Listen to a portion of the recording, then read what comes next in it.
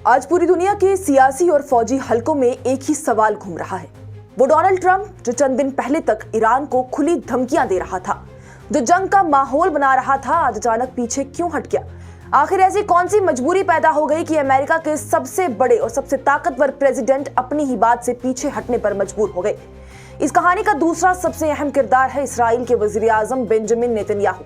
वो नेतन्याहू जो कुछ अरसे पहले तक अमेरिका, ब्रिटेन, जर्मनी, ऑस्ट्रेलिया और यूरोप के रहनुमाओं के साथ लगातार राब्ते में था, जो हर जगह ईरान के खिलाफ एक्शन की बात कर रहा था, जो सबको अपनी जंग की हिकमत अमली पर कायम रखना चाहता था, आज उसे रशिया के सदर व्लादिमीर पुतिन को फोन क्यों करना पड़ा? सवाल यह है कि नेतन्याहू को अमेरिका के बावजूद पुतिन के दरवाजे पर क्यों जाना पड़ा? क्या इस्राइल किसी मजबूरी का शिकार हो चुका है? इस पूरी कहानी के बीच ईरान के supreme leader Ayatollah Ali Khamenei का रवैया भी बहुत अहम रहा है। अब अगर हम नक्शे पर यानी मैप पर नजर डालें तो पूरी तस्वीर वाज़ेह हो जाती है। इस्राइल एक छोटा सा मुल्क है जो कि आज चारों तरफ से दबाव में आ चुका है। अब अगर नेतन्याहू की बात की जाए तो चंद रोज पहले तक वो पूरी तरह से जारहाना मोड में थे। ट्रंप उसकी बात सुन रहा था, यूरोप उसके साथ खड़ा था, लेकिन अचानक मंजर बदल गया। इस्राइल के शुमाल में लेबनान है, जहां पर हिजबुल्लाह मौजूद है। हिजबुल्लाह सिर्फ एक तंजीम नहीं बल्कि एक पूरी फौजी ताकत है। इसके पास 30 से 35 हजार के ट्रेन फाइटर्स हैं, रॉकेट हैं, मिसाइल हैं और एडवांस हथियार भी हैं, जो कि ईरान की मदद से तैयार हुए हैं। हिजबुल्लाह ने इस मर्तबा वाज़ेह इशारा दिया था कि अगर जंग हुई तो वो सीधा इस्राइल पर काम करेगा। अब अगर नक्शे के मगरिब और फिर जनूब की तरफ देखा जाए तो फलस्तीन का इलाका है, जहां पर हमास भी इस्राइल के लिए एक बड़ा चैलेंज बना हुआ है। गाजा के बाद से शुमाल मशरिक में सीरिया आता है, जहां पर ईरान के हिमायती ग्रुप्स मौजूद हैं। यहाँ हजारों मुसल्लह अफराद रॉकेट्स और मिसाइल्स के साथ तैयार बैठे हुए हैं। इससे आगे मशरिक की तरफ इराक है, जहां पर कतैब हिजबुल्लाह, बद्र ऑर्गेनाइजेशन और असैब अहले हक जैसी तंजीमें मौजूद हैं। इन ग्रुप्स के पास दसियों हजार ट्रेन फाइटर्स हैं और ये सब ईरान की फौजी क़ियादत के ज़ेरे असर काम करते हैं। अब अगर हम नक्शे के जुनूब की तरफ देखें तो यमन नजर आता है, जहां पर हुती मौजूद है।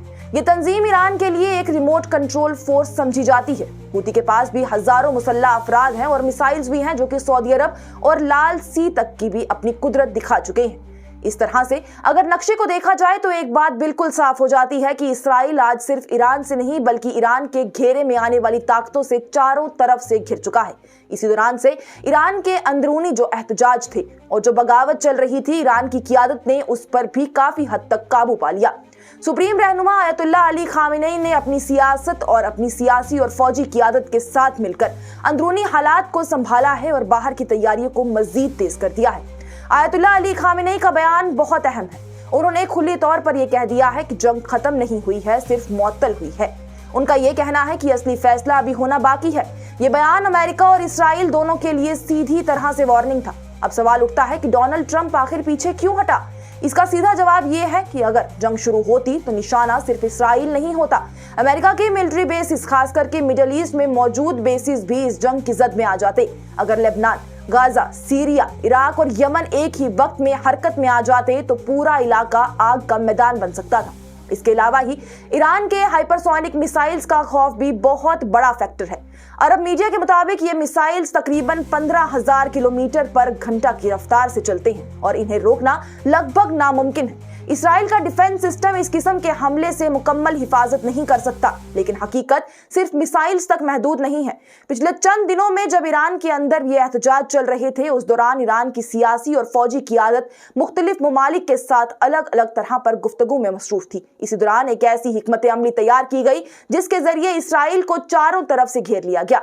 इसी खौफ और इसी घेराव की वजह से नेतन्याहू ने महसूस किया कि ट्रंप या यूरोप ईरान को कंट्रोल नहीं कर सकता।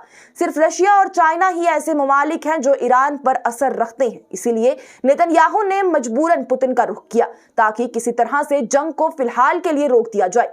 माहिरीन का तो ये कहना है कि ये पीछे हटना कमजोरी की निशानी नहीं बल्कि खौफ और मजबूरी का नतीजा है। ये जंग शायद आज शुरू ना हो, शायद कल भी शुरू ना हो, लेकिन तनाव अपनी जगह पर कायम है।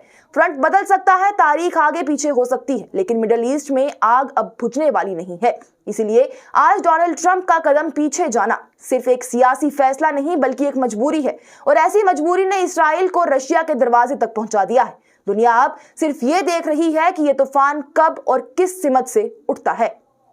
Bureau report, news insider.